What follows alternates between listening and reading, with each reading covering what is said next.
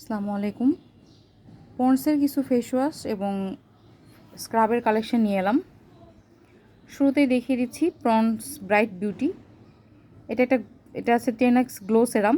এটা মিক্সড স্কিনে ইউজ করতে পারবেন এবং উইন্টারে অয়েলি স্কিনের আপুরাও ইউজ করতে পারবেন।